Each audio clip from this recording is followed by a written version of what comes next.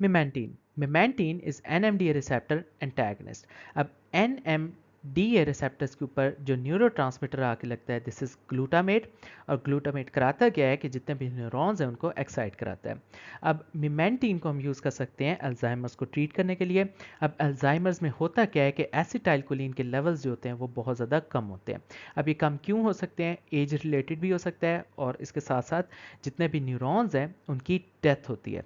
सो अगर किसी तरह हम एसिटाइलकोलिन के लेवल्स जो हैं वो इंक्रीज कर दें, for example centrally acting acetylcholine esterase enzyme inhibitor देकर, या फिर इस डेथ को प्रिवेंट कर दें, तो हम क्या करेंगे? एसिटाइलकोलिन के लेवल्स इंक्रीज कर देंगे और कहेंगे कि अल्जाइमर्स ट्रीट कर दिया। अब इस डेथ को प्रिवेंट कौन करता है? मिमेंटीन।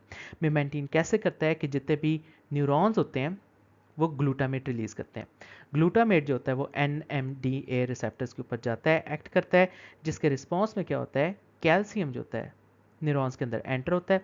जब कैल्शियम एंटर होगा तो क्या कराएगा? एक्साइटेशन कराएगा। सो देयर इज एक्साइटो टॉक्सिसिटी, और उस टॉक्सिसिटी की वजह से जितने भी कोलिनर्जिक न्यूरॉन्स हैं जिन्होंने एसिटाइलकोलिन सेक्रेट करना था उनकी डेथ हो गई है। सो मिमेंटीन इज NMDA रिसेप्टर एंटागनिस्ट। वो क्या करेगा कि NMDA रिसेप्टर को ब्लॉक कर देगा।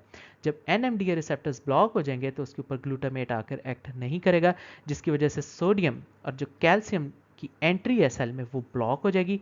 जब ब्लॉक हो जाएगी तो एक्साइटोटॉक्सिसिटी ब्लॉक हो जाएगी, जिसकी वजह से कोलिनर्जिक सेल्स की या न्यूरॉन्स की जो डेथ है उसको हम प्रिवेंट कर सकते हैं। और अगर हमने डेथ को प्रिवेंट कर दिया तो एसिटाइलकोलिन के लेवल्स जो इंक्रीज हो जाएंगे। सो इस तरह हम मिमेंटीन को यूज़ कर सकते हैं in the treatment of Alzheimer's disease. तो अगर अल्जाइमर्स की पैथोफिजियोलॉजी की बात करें तो इसमें एसिटाइलकोलिन के लेवल्स जो हैं वो बहुत ज़्यादा कम होंगे। अब एसिटाइलकोलिन के लेवल्स क्यों कम है? क्योंकि यहाँ पर कोलिनर्जिक न्यूरॉन्स की डेथ हो रही है। अब ये डेथ किस तरह हो सकती है? ये एज रिलेटेड भी हो सकती है, और NMDA मीडिएटेड एक्साइटोटॉक्सिसिटी की वजह से भी हो सकती है। सो इसमें जैसे जैसे कोलिनर्जिक न्यूरॉन्स की डेथ होगी तो जो ब्रेन टिश्यू है वो श्रिंक करता जाएगा हिप्पोकैम्पस और बेसल फोरब्रेन एरिया से। इसके साथ साथ इम्पेयरमेंट होती जाएगी मेमोरी और लर्निंग प्रोसेस में।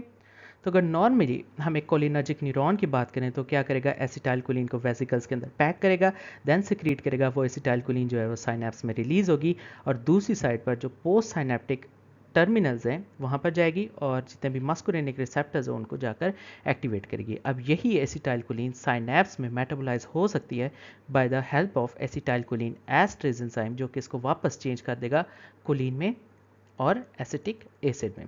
और अगर एक्साइटोटॉक्सिसिटी की बात करें तो ऐसे न्यूरॉन्स जो कि ग्लूटामेट रिलीज करते हैं वो क्या करेंगे? ग्लूटामेट रिलीज करेंगे, which is a neurotransmitter. Glutamate जो होगा वो NMDA रिसेप्टर्स को एक्टिवेट करेगा, जिसकी वजह से कैल्शियम जो है वो सेल के अंदर एंटर होगा और एक्साइटोटॉक्सिसिटी होगी, और अल्टीमेटली जो है कोलिनर्जिक न्यूरॉन्स की डेथ हो जाएगी। सो इस सब केस में हम डिफरेंट ड्रग्स जो हैं वो यूज़ कर सकते हैं। फॉर एग्जांपल अगर किसी तरह हम एसिटाइलकोलिन एस्ट्रेज को ब्लॉक करते हैं बाय द यूज़ ऑफ डोनापाजिल, सो इसकी वजह से क्या होगा कि एसिटाइलकोलिन ने जो मेटाबोलाइज होना था वो अब नहीं होगा, जिसकी वजह से एसिटाइलकोलिन की कॉन्सेंट्रेशन जो है वो इंक्रीज हो जाएगी और ये ज़्यादा रिसेप्टर्स को स्टिमुलेट करेगा। या फिर हम क्या कर सकते हैं? मिमेंटीन दे सकते हैं।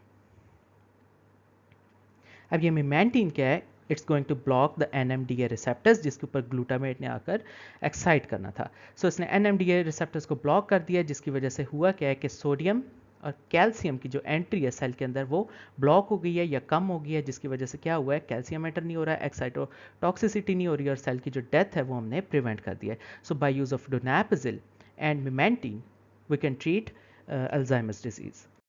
मेमेंटीन के फार्माकोकाइनेटिक्स की बात करें, it is given orally with half life of 60 to 80 hours.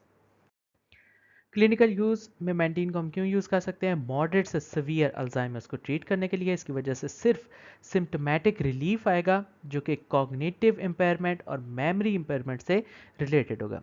There is no effect of memantine on the degenerative process, और मेमेंटीन को हम यूज़ करेंगे in combination with centrally acting anticholine esterases, for example donepezil वगैरह के साथ। Toxicity side effects usually well tolerated, लेकिन confusion, dizziness, drowsiness, headache, insomnia, agitation, hallucination वगैरह हो सकते हैं। तो फाइनली अगर सारे ड्रग्स को समराइज करें जिन्हें हम यूज़ कर सकते हैं अल्जाइमर्स की ट्रीटमेंट में, तो उसके दो ग्रुप्स बनेंगे। पहला group which is centrally acting यानी सीएनएस में काम करेगा, एसिटाइलकोलिन एस्ट्रेज एंजाइम ब्लॉकर, और इसकी वजह से होगा क्या कि एसिटाइलकोलिन के लेवल्स जो हैं वो इंक्रीज कर जाएंगे।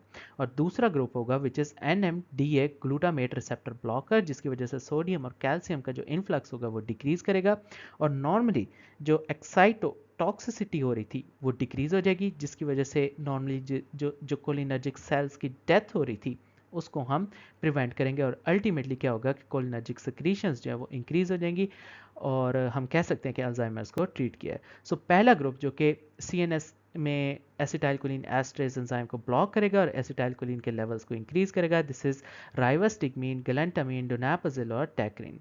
उसके अलावा जो दूसरा ग्रुप है जिसमें एनएमडीए रिसेप्टर ब्लॉकर्स है जो कि ग्लूटामेट रिसेप्टर को ब्लॉक करेंगे और कोलिनर्जिक न्यूरॉन्स की डेथ को प्रिवेंट करेंगे, उसमें आ सकता है मिमेंटीन।